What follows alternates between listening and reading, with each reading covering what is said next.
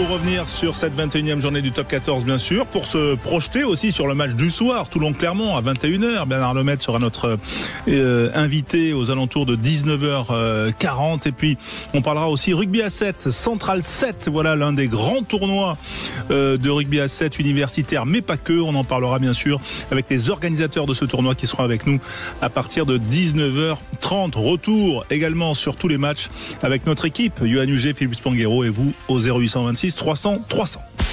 Sud Radio, au cœur de la mêlée. Bonsoir Philippe, bonsoir Yohan, comment allez-vous ? Eh bien, monsieur. Et vous ? Salut François, bonsoir à tous. Week-end de Pâques, voilà, on est sérieux sur le chocolat ou on fait quelques écarts, Yohan ? Toujours sérieux, on cherche les œufs. On n'a pas trouvé encore.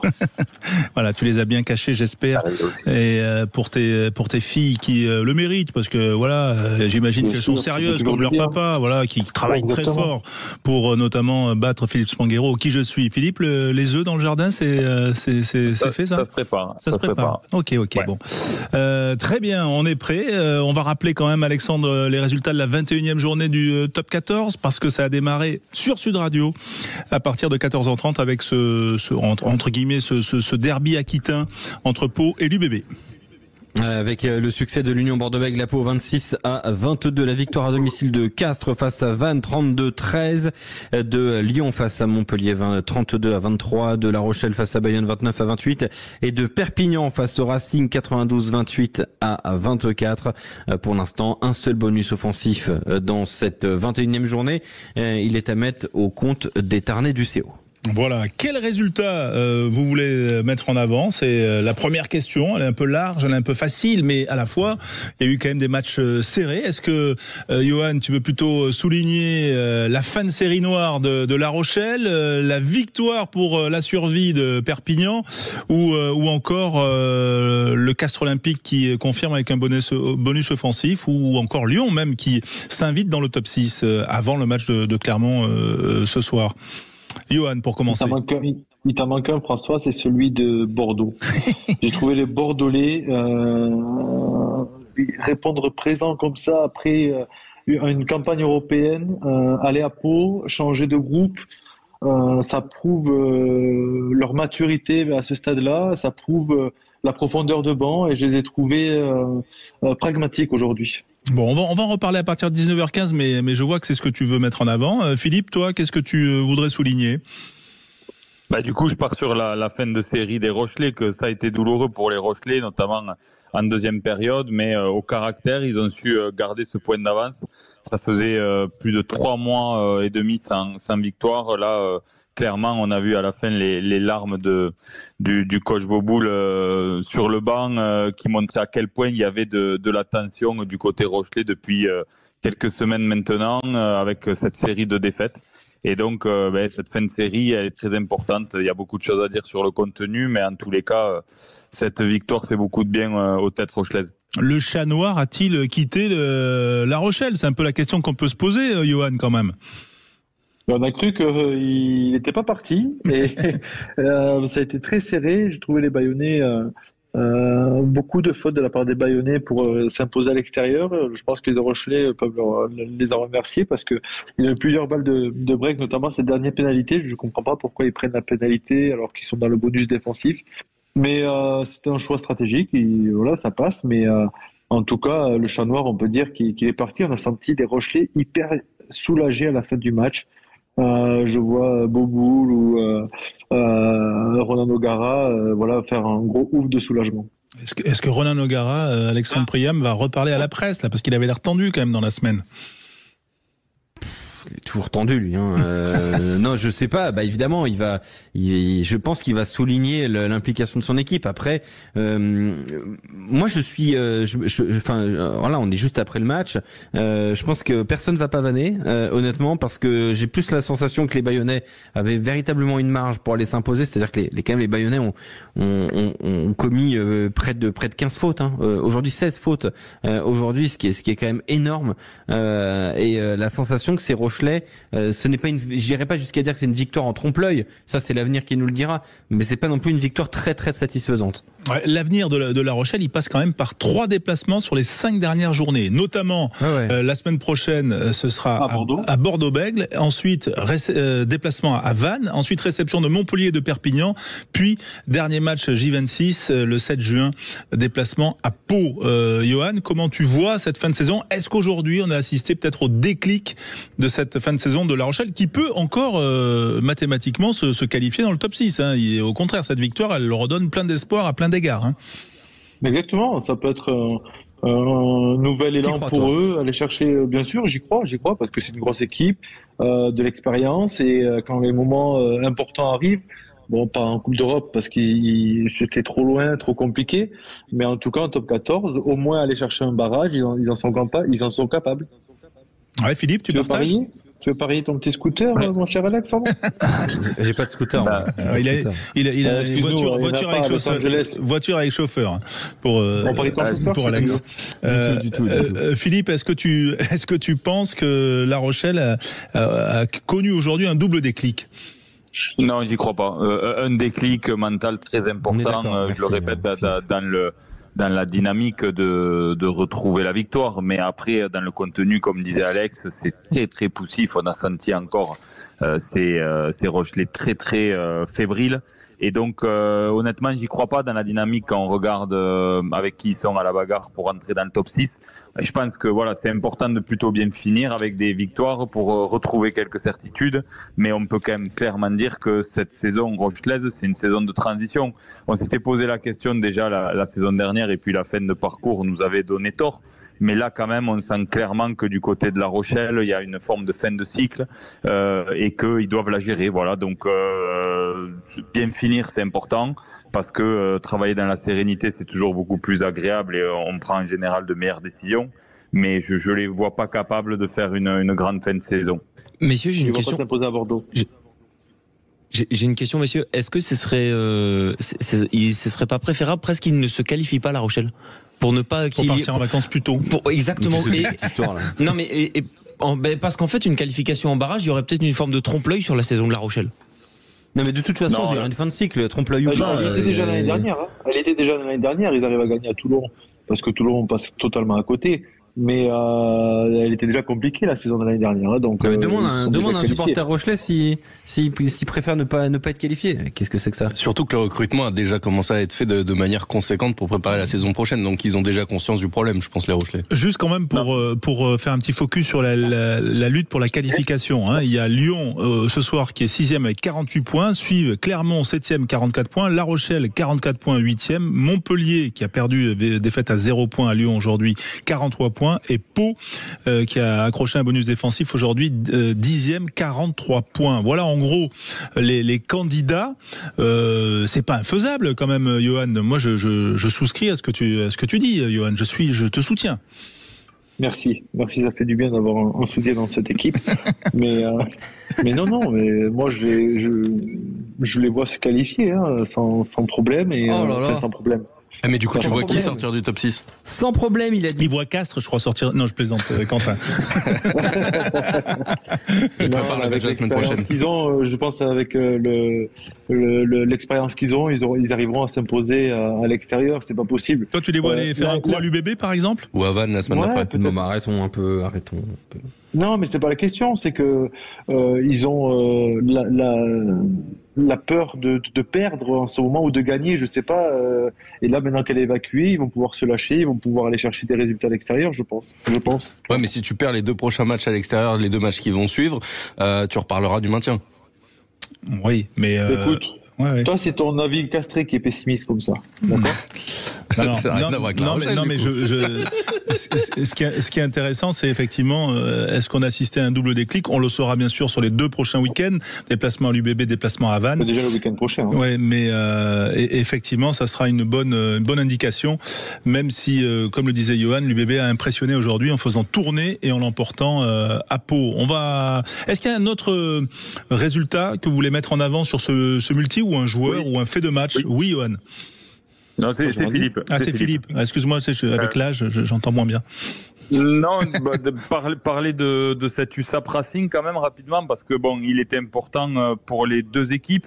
Il était important pour les Perpignanais dans la course au maintien et pour le Racing aussi. Donc les Perpignanais ont fait le job, mais je trouve quand même que il y a une forme de déclic dans la confiance collective du côté du Racing. Bon, on peut parler de leur gestion de fin de match et puis de ce trou d'air en début de deuxième période, de l'indiscipline qui leur coûte cher.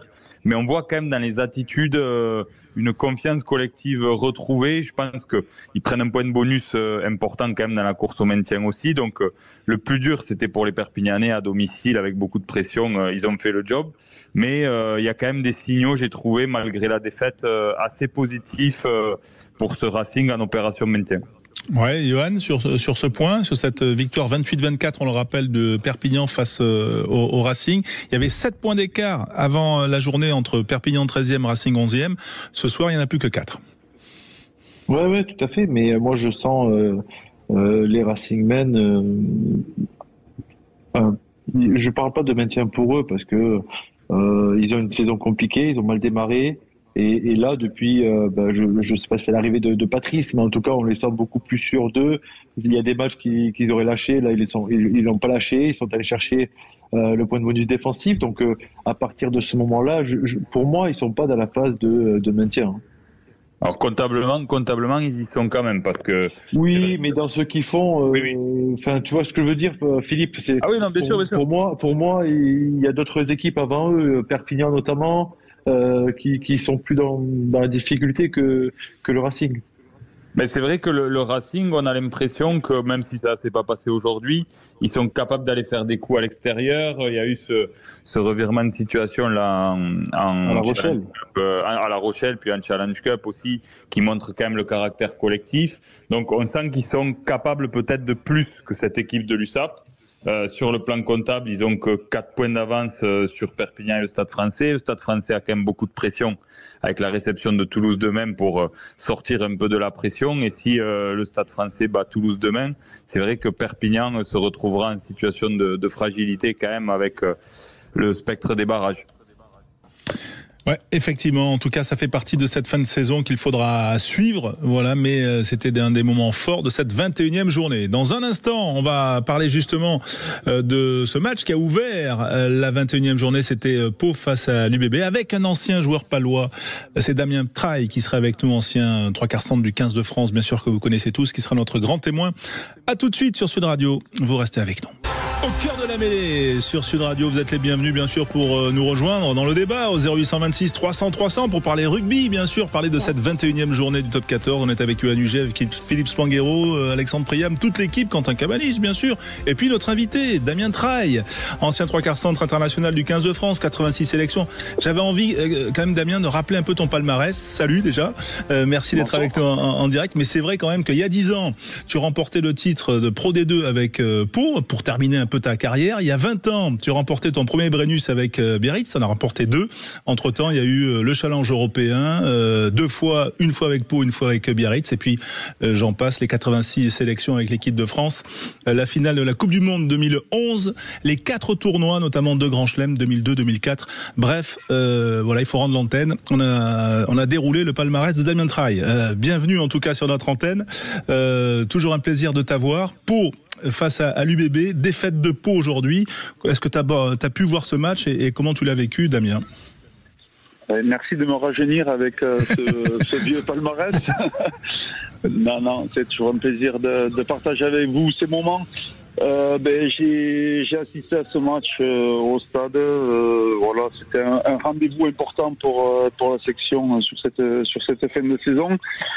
Avec la réception de l'UBB, un des cadres de ce championnat est susceptible de remporter ce titre de champion. Voilà, je crois qu'aujourd'hui c'est une grosse déconvenue par rapport au résultat, parce que voilà, il y avait les moyens de s'imposer et d'espérer peut-être un peu plus sur ce championnat. Mais voilà, je crois qu'il nous manque encore cette expérience qui nous fait défaut pour rivaliser avec les grands du top 14. Ouais, Johan, tu partages ce que dit Damien. C'est qu'un problème d'expérience collective ou de qualité de joueur, toi, selon toi, Johan ? Non, c'est l'expérience, comme il le dit, et on les sent progresser chaque année. Mais après, on sent qu'il manque quelque chose justement pour passer ce dernier cap, comme l'a fait Bordeaux il y a quelques années. Je trouvais les Palois très indisciplinés, notamment au sol. Ils se sont fait contester pas mal de ballons. Et à ce moment-là de la saison, c'est des pertes de balles et c'est derrière de Louis Bielbarré qui donne la victoire. Voilà, c'est des actions où à ce moment-là de la saison ne doivent pas exister et on l'a vu, Bordeaux n'a pas eu ce genre d'action. Ou en tout cas a su récupérer les coups, et c'est ce qui manque en ce moment à cette équipe paloise. Ouais, enfin, Est-ce que la blessure de Joe Simons est liée aussi à manque de repères? Mais bon, j'ai pas trouvé qu'ils auraient pu s'imposer quand même. Ouais, derrière, il manque, on le rappelle quand même, Joe Simons, il manque Maddox et il manque Gaëton, Damien. Ça fait beaucoup quand même pour une écurie comme la section paloise. Oui, je veux bien qu'il manque des joueurs phare du club de la section, et en effet la section actuelle n'est pas la même avec dans ses rangs les joueurs que vous venez de citer, mais je crois que l'UBB n'est pas la même non plus avec la charnière qui manquait aujourd'hui, que ce soit Lucu et Jalibert. On peut pas toujours se cacher derrière les absences qu'il y a. Aujourd'hui on connaît la difficulté de ce championnat couplé aux Coupes d'Europe. Le staff fait son effectif en fonction. Voilà, donc aujourd'hui, c'est sûr que la différence d'effectif entre Bordeaux et Pau a fait la différence, et je crois que cette victoire de Bordeaux est très importante pour la suite de son championnat, parce qu'ils avaient 3 matchs difficiles à gérer en 14 jours.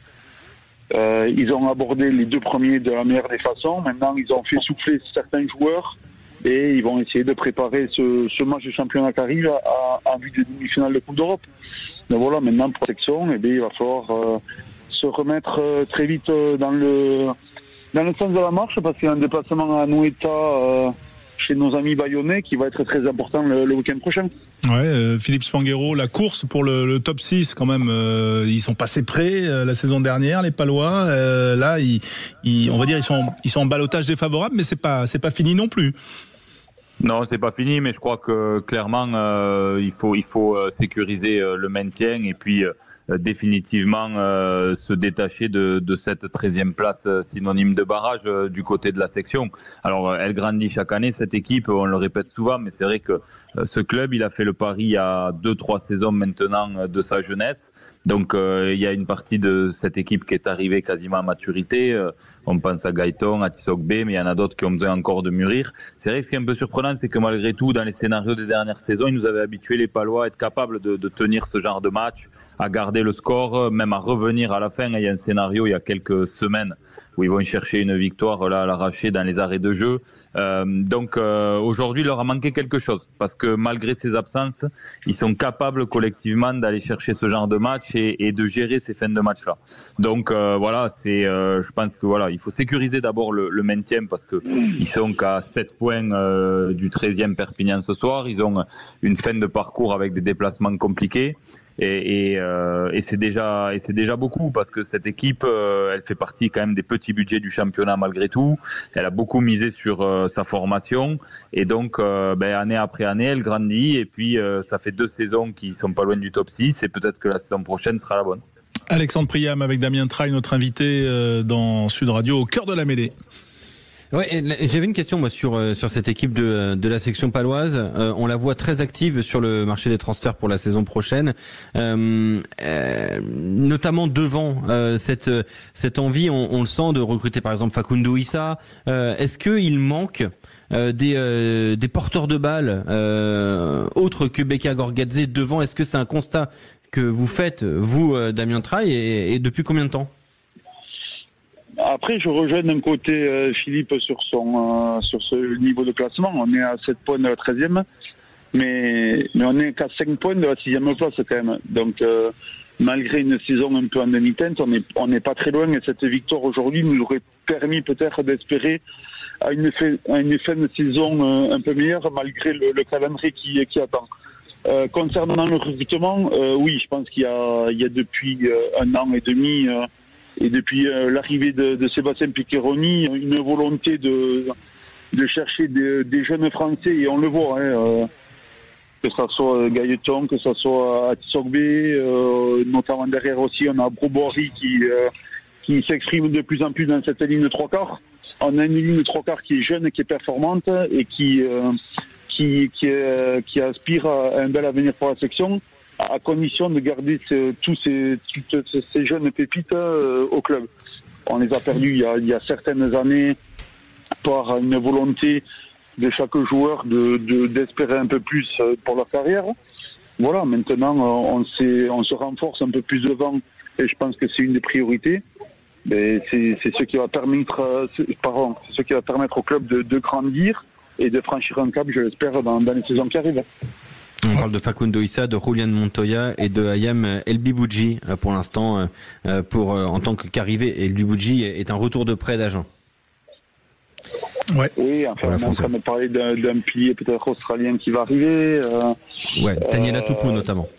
Voilà, non, mais je pense que le club est attractif par rapport à la politique du club aussi, de donner de la chance aux jeunes joueurs et on le voit qui est très exploité avec aujourd'hui quand même 3 joueurs de cette équipe qui font partie du 15 de France, que ce soit Oradou, Gailleton et Atisogbe.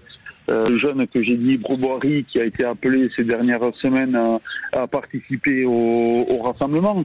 Donc ça prouve qu'il y a de la qualité dans cette formation paloise. Maintenant, il faut que cette formation soit efficace avec le club et lui permette avec l'expérience de franchir un cap. Ouais, je rebondis sur Brobory justement. Le tournant du match là aujourd'hui face à l'UBB pour conclure, c'est un peu cet essai qui lui est refusé là. Si ça peut faire basculer, Damien. Oui, on le sait. Ce championnat, il est cruel. Hein. Il peut basculer très vite. On le voit malgré, comme j'ai dit avant, une saison en demi-teinte. On est à 5 points de la 6e place. On est à 7 points du match de barragiste. Et c'est un peu le ressenti sur ce match où on a une première mi-temps qui est franchement pas très agréable à voir en tant que spectateur et je pense qu'en tant que joueur non plus. Et il y a cette action où Brobory fait un en avant au moment de marquer et sur l'action d'après c'est l'UBB qui marque par rapport à de l'efficacité et un peu plus d'expérience. Et voilà, ça se joue sur des détails peut-être, mais des détails qui coûtent cher aujourd'hui dans la complexité de ce top 14. Damien, on te sent quand même assez passionné par ce que tu vois notamment à Pau et la façon dont tu nous transmets. Toujours pas de velléité pour entraîner? Non, mais bien sûr, je suis passionné. Je dois énormément à la section paloise. Je l'ai toujours dit, c'est un club qui m'a permis de me donner la chance de côtoyer au niveau. C'est un club qui m'a permis de débuter ma carrière professionnelle et qui m'a permis de devenir international et de finir ma carrière sur une bonne note et je les remercierai jamais assez de m'avoir fait vivre ça. Maintenant, mais c'est sûr quand on passe de l'autre côté, on a toujours envie que ce club évolue et joue les premiers rôles et je serai toujours un supporter numéro 1 de la section. Mais pas en survêt pour transmettre auprès des jeunes et tout, non, ça non. C'est pas d'actualité pour le moment. Bon, ok, non, mais c'était. On verra peut-être dans les années à venir, mais c'est pas le sujet. D'accord, mais bon, on sent que la porte est pas complètement fermée quand même. Hein, voilà. En tout cas, il faut toujours, c'est une porte ouverte. Ok, c'est le bon sens béarnais. En tout cas, merci Damien d'avoir été avec nous. Damien Traille en direct sur Sud Radio pour revenir sur ce match Pau Union Bordeaux-Bègles en direct sur Sud Radio. Dans un instant, on va parler de Seven. Le Central 7, un des plus grands tournois de rugby à 7 en France, en dehors bien sûr des étapes que l'on connaît du circuit mondial, mais on va en parler dans un instant bien sûr, et puis on parlera de ce Toulon-Clermont. Restez avec nous, voilà, il y a Yoann Huget, il y a Philippe Songuero, il y a vous au 0826 300 300, et bien sûr, à tout de suite. 19h31 sur l'antenne de Sud Radio, merci de nous rejoindre si vous n'étiez pas avec nous, parce que ce week-end de Pâques aussi, on est affairés à trouver les œufs, à les chercher, les acheter. Yoann Huget et Philippe Songuero ont fait les courses bien sûr. Ils ont surtout regardé cette 21e journée du top 14. Ils sont là avec nous. Dans un instant, on va parler de rugby à 7. Juste avant cela, quand même, souligner le beau travail de la rédaction de Sud Radio, Alex, parce que c'est vrai qu'on le sait, désormais, grâce à l'info sortie par la radio du rugby, Toulouse va rembourser Melvin Jaminet, Alex. Oui, effectivement, ça a été statué hier, vendredi, lors du déjeuner. Un accord a été trouvé entre le Stade Toulousain et le joueur, épaulé par le RCT, par l'avocat qui a mis à disposition Bernard Lemaître. Et effectivement, Melvin Jaminet va être remboursé à hauteur aux alentours de 90% de la somme demandée par le Stade Toulousain. Donc le Stade Toulousain va rembourser Melvin Jaminet à hauteur de 90%.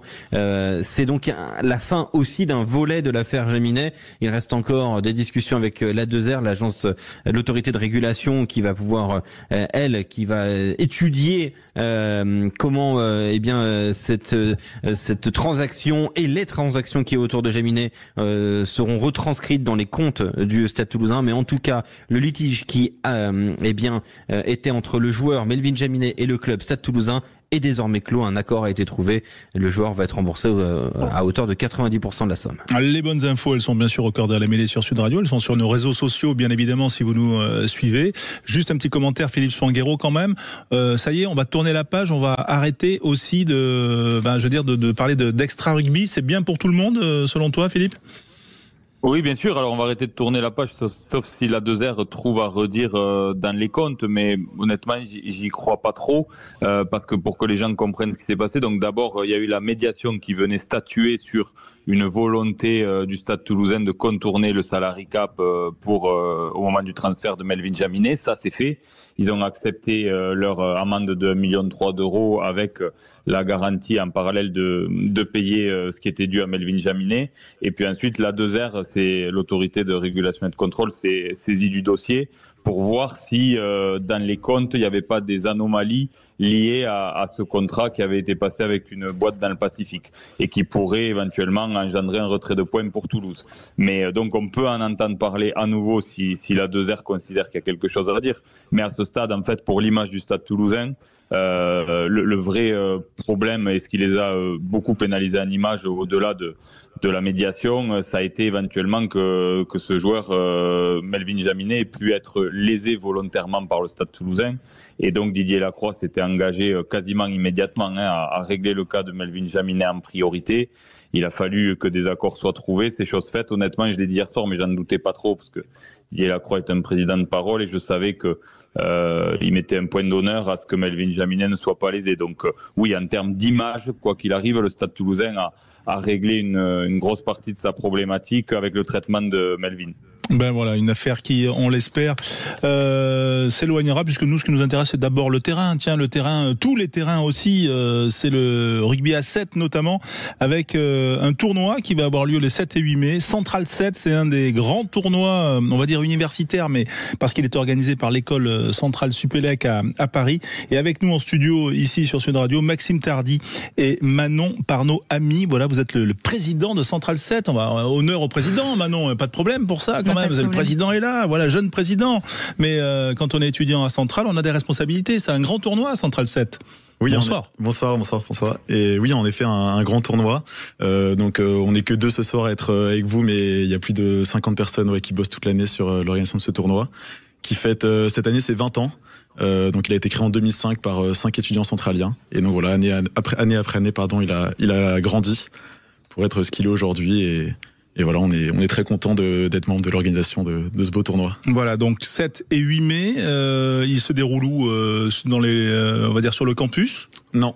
Alors historiquement, il se déroulait sur le campus, mais avec la fusion de Central Paris et de Supélec, désormais il se déroule à Orsay, donc dans l'Essonne.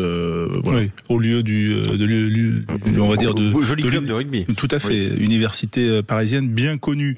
Manon, combien d'équipes pour ce tournoi ? Il n'y a pas que des équipes universitaires, attention. Non, exactement. Donc aujourd'hui, on a 10 équipes féminines et 10 masculines, et on en attend peut-être 12 du côté des hommes, donc ça serait quand même un beau tournoi des deux côtés. Voilà, c'est un tournoi, on va dire, par rapport au niveau de ce qu'on voit avec l'Inextinso Super 7, c'est de ce niveau-là, les équipes qui sont hors universitaire, ou Manon ou Maxime. Franchement, oui, c'est un beau niveau. Ouais, par exemple cette année on accueille l'UBB7, donc qui joue donc dans le circuit in extenso, et on accueille aussi pas mal d'équipes. Bon, pour les équipes françaises, on accueille pas mal d'équipes qui jouent dans le circuit élite, donc typiquement les 70s, les SK7, les 7 fantastiques. Les 7 fantastiques ont participé aux éditions précédentes, mais ils ne seront pas là cette année. Mais voilà, il n'y a pas d'anciens. Johan Huget, non, ça te tente pas peut-être un petit tournoi de 7 comme ça, parce qu'il n'y a pas que le paddle dans la vie. Est-ce qu'on peut encore lancer une équipe Sud Radio ou pas? C'est trop tard. on peut accueillir, ouais. Je suis pas prêt physiquement à faire du 7, et surtout avec des jeunes comme ça qui courent partout pendant toute une journée, je peux vite m'agacer. Donc je préfère rester tranquille et être supporter. Voilà, supporter. Après, en parallèle, on peut venir créer un Qui je suis géant, et honnêtement, ça peut marquer les esprits. Les mecs ne vivent que pour le Qui je suis. Oui, le Qui je suis, vous connaissez peut-être ce jeu mondialement connu, qui est un jeu de culture générale du rugby, où en gros Alexandre Priam, que vous entendez, se prend pour Jean-Pierre Foucault. Et nous, on pense qu'on va gagner des millions, mais on n'en gagne pas en fait. Et on peut pas appeler d'amis puisqu'on n'a pas d'amis dans ce jeu. Mais en gros, ce sont des tests de culture générale sur des joueurs notamment, et souvent Philippe Spanghero et Johan se tirent la bourre un petit peu, et on sait pas. On sait pas d'ailleurs qui mène dans ce duel. Alors, Philippe, est-ce qu'on peut parler peut-être budget? J'imagine tu as une petite question sur le budget Central 7 quand même pour nos jeunes étudiants. J'en avais pas, mais là, plutôt au-delà du budget, la question c'est de savoir si il me semblait que le tournoi était associé à des causes caritatives. Alors, quel est l'objet en fait finalement? C'est juste de financer le BDE des étudiants, ou est-ce que vous êtes adossé à des actions caritatives que vous mettez à l'honneur? Alors historiquement, c'est pas forcément le but du tournoi, mais cette année, on sera en effet associé à une cause caritative. On accueille une équipe d'Écosse qui s'appelle les Earth and Balls, et qui est en fait une équipe associative qui a été créée au-dessus d'une association qui s'appelle justement Earth and Balls. Et cette association vise à aider les joueurs de rugby qui ont été blessés au rugby ou ailleurs. Et donc voilà, cette année, on va récolter des fonds pendant le tournoi justement pour cette association.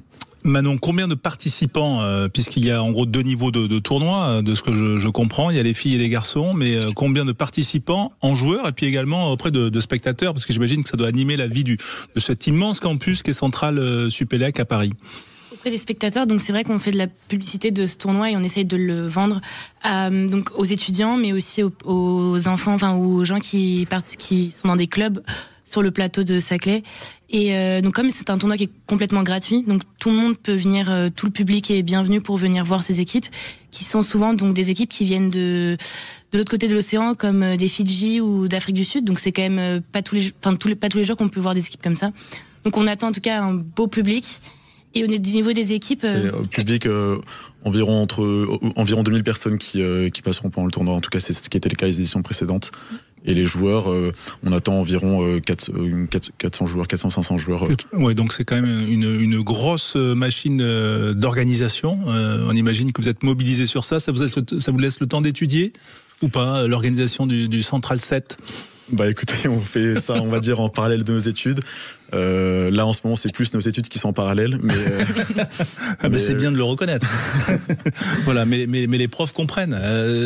Comment est aujourd'hui, on parle beaucoup des commotions dans le rugby. Il y a eu dernièrement les déclarations de Sébastien Chabal. Est-ce que quand on est dans ce haut niveau d'université, en tout cas des grandes écoles comme vous à Centrale Supélec, est-ce que c'est bien vu de jouer au rugby, ou est-ce qu'aujourd'hui ça décline un peu? Comment vous vivez les choses sur le domaine universitaire? Non, mais il y a toujours un gros effectif de joueurs qui veulent faire du rugby à Centrale. Donc que ce soit chez les femmes ou chez les hommes, il y a 2 bonnes équipes qui sont fournies. Typiquement, on est des promos de 1000 et il y a environ 100 inscrits au CRC, le club de rugby de Centrale. Donc oui, ça attire toujours des gens. Nous, on n'est pas autant parce qu'on est quand même moins de filles à Centrale, mais on essaye de développer ce sport qui est quand même. Enfin, les valeurs sont très belles et c'est vrai que donc on essaye de plus en plus de motiver les filles à venir à jouer à ce sport qui est quand même aussi bien pour les garçons que pour les filles. Ça veut dire que vous entraînez et si on vient faire un entraînement avec Johan et la team Sud Radio, est-ce qu'on pourra dire dans le CV qu'on a fait Centrale quelque part? C'est pas non plus un mensonge, quoi. On vous accueille. Ouais, c'est vrai, ça, c'est une très bonne question. On pourra le dire ou pas? On a fait Centrale un soir, quoi. Si jamais on vient pour un entraînement, c'est quand même pas mal. Mais combien d'entraînements par semaine, tiens, quand on est élève centralien? Oui, donc on a 2 entraînements par semaine, un le lundi et un le mercredi. Et le jeudi, c'est match. Donc le jeudi après, championnat universitaire. Oui, c'est la même chose pour nous. Voilà, pour les filles, les entraînements sont mixtes ou pas? Non, mais on s'entraîne aux mêmes horaires à peu près, mais non, c'est pas mixte. Voilà, donc c'est effectivement ça crée des liens quand on a participé à Centrale et qu'on a joué au rugby ensemble. Voilà, plus tard, quand on va se retrouver peut-être dans des postes à haute responsabilité, ça crée des liens. Vous avez des exemples comme ça de grands patrons ou grands cadres qui se sont connus justement grâce à l'équipe de rugby de Centrale? C'est pas une colle, hein, vous n'êtes pas obligé de répondre, mais on imagine que ça doit marquer. Oui, bien sûr. Il y a vraiment une vraie transmission entre toutes les générations. Donc, que ce soit pendant l'école, mais également il y a un club des anciens, donc du rugby de Centrale, qui se réunit assez souvent. Il y a vraiment une vraie transmission entre toutes les générations. On trouve plus facilement un stage quand on a participé au club de rugby de Centrale ou pas, Manon? Je pense que ça doit jouer un peu, en tout cas, de voir qu'on participe déjà à une association sportive. Et le rugby, c'est vrai que c'est, surtout en ce moment, c'est quand même, ça a une belle motivation derrière ce sport. Donc, je pense que ça joue un peu aussi sur le CV de mettre qu'on a fait partie du CRC ou CRCF. Et qu'on a organisé en plus le Central 7 qui sera le 7 et 8 mai. Merci. Peut-être une dernière question, je sais pas, Alex, ou Johan et Philippe. Bon, on a compris que Philippe postule pour Central, ça c'est la première information. Mais peut-être Alex, tu as une autre, tu veux monter une filiale à Los Angeles, peut-être? Non mais franchement, un jour, il faudra qu'on essaie d'inscrire une équipe Sud Radio dans un tournoi à 7, qu'on rigole un peu. Là, on sera nul. On sera nul. On sera pas au top, mais bon, ça serait quand même très très drôle. Après, je pense que Central 7, c'est peut-être un poil trop haut niveau pour nous. Après, on peut faire à la rigueur un tournoi de pénalité, tu vois, sur la pause du midi, un truc comme ça. Pas de problème. Ça, on peut jouer à la rigueur. Johan, en tout cas, t'es pas candidat, visiblement. Surtout pas. Désolé, les amis. Voilà. mais en tout cas, tu ne peux que saluer. Il faut savoir ses limites, il faut connaître ses limites, et mes limites sont arrêtées à 15. Le 7, c'est très dur pour moi, donc je ne peux pas, mes amis. Voilà. Désolé. Dernière petite question. Mais je serai de tout cœur avec eux. Hein. Ben, bien sûr, c'est le 7 et 8 mai, Central 7. Dernière petite question. Il y a beaucoup de grandes écoles qui intègrent des promotions de sportifs pour essayer d'avoir des formations. Est-ce que Central s'aligne sur ce type de support ou de formation ou pas encore? Si, bien sûr, ouais, il y a des... typiquement au rugby, il y a des joueurs qui ont suivi une formation particulière et qui jouent à un haut niveau au rugby. Par exemple, un de mes amis qui joue en national. Mais voilà, donc oui, Centrale, bien sûr, s'aligne sur les autres grandes écoles et accueille de plus en plus de sportifs. Eh bien voilà. Oui, Manon? De haut niveau, oui. De haut niveau, bien sûr, parce qu'on parle que de haut niveau, nous on est comme ça, mais on parle aussi de Central 7, c'est pour ça que vous êtes là. Et on est très heureux de vous avoir avec nous dans le studio Sud Radio pour parler aussi de ce rugby qui vit, de ce rugby universitaire, parce que c'est souvent important beaucoup de gens découvrent aussi le rugby quand ils sont, on va dire, dans un esprit universitaire, ils n'ont pas joué, et souvent des vocations se créent à ce moment-là. En tout cas, merci d'avoir été avec nous. On va se retrouver dans un instant. On va aussi se projeter vers le match du soir, revenir vers le top 14 de la 21e journée. Toulon face à Clermont. Vous avez un club favori? Toulon. Maxime? Moi, plutôt Clermont. Moi, je suis toulousain, mais ce soir, ce sera Clermont. Ouais. Moi, c'est plus Toulon. D'accord. Ben voilà. On est là. On est dans l'équité et la parité. Allez, à tout de suite sur Sud Radio pour la suite et la fin de Au cœur de la mêlée. Merci.